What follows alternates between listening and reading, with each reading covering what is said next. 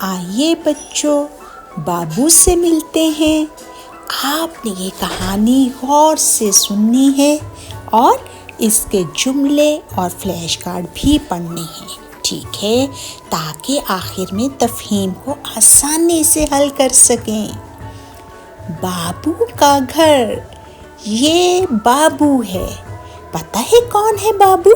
ये नीली गाड़ी, इसका नाम है बाबू।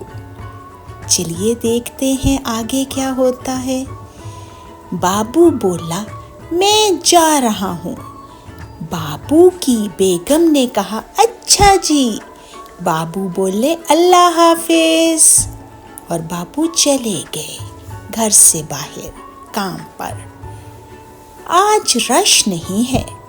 बाबू भाई ने पायलट से कहा, जो हेलीकॉप्टर से नीचे उतर रहा था। पायलट बोला, जी हाँ, क्योंकि और कोई रश नहीं था, वहाँ कोई गाड़ी नहीं थी। हम बाबू के दोस्त हैं।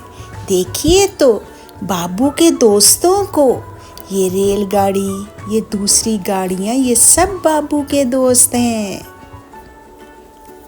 आहा, बाबू भाई, अरे वाह, बाबू भाई आ गए, देखो तो वो आ गए। सब उन्हें देखकर खुश हो गए।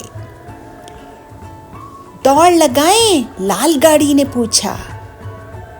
बाबू भाई भी खुश हो गए ये सुनकर। बाबू भाई आ जाओ, दौड़ लगाएं। और उन्होंने फिर भागना था, यानी रेस लगानी थी। दौड़ शुरू हो गई। कभी बाबू भाई की गाड़ी आगे और कभी ये लाल गाड़ी आगे, और आखिर में बाबू भाई जीत गए। बाबू भाई बहुत खुश हुए और उसके दोस्त भी बहुत खुश हुए कि वाह, बाबू जीत गए। बाबू ने खुशी से छलांगे लगानी शुरू की और उन्हें खुश देखकर उनका लाल गाड़ी वाला दोस्त भी खुशी से छलांगे लगाने लगा। दोनों दोस्तों ने खूब खुशी का इजहार किया। तो बच्चों, क्या आप भी अपने दोस्त की खुशी में शामिल होते हैं? और फिर कुछ दोस्त बाबू भाई को लेकर बाहर आ गए। बाबू बहुत खुश था और उसके दोस्त भी खुश थे।